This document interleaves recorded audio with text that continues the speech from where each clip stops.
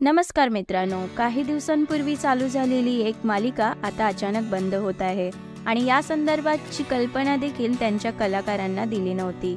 याचमुळे या कलाकारांना आता प्रचंड मोठा धक्का बसलेला आहे. मित्रांनो, ही मालिका म्हणजे कलर्स मराठीवरील अबीर गुलाल.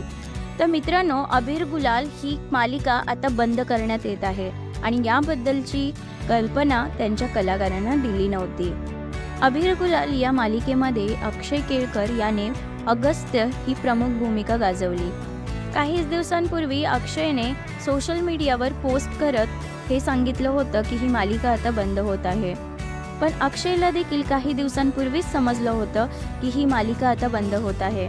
याबाबत अक्षय बोलला की 2च दिवसांपूर्वी आम्हाला कळलं की ही मालिका बंद होते. त्यामुळे हे नक्कीच धक्कादायक होतं, पण प्रत्येकाची बाजू आहे आणि ते त्यांच्या जागी योग्य असतील. पहिल्या वेळी मला तितकंच वाईट वाटलं, पण आता मला तितकं वाईट वाटत नाही. पण एक गोष्ट नक्कीच आहे की आता मला पुन्हा स्ट्रगल करावं लागेल, नवीन कामासाठी, नवीन भूमिकेसाठी, जो प्रत्येक अभिनेत्याच्या वाट्याला येतो, असं अभिनेता अक्षय केळकर म्हणाला. मालिका अचानक बंद झाल्यामुळे त्यांच्या कलाकारांना प्रचंड त्रास होतो, कारण त्यानंतर त्यांना पुन्हा काम मिळवण्यासाठी स्ट्रगल करावं लागतं. तर आता अबीर गुलाल मालिका बंद होत असल्याने त्यांच्या कलाकारांना सुद्धा धक्का बसलेला आहे.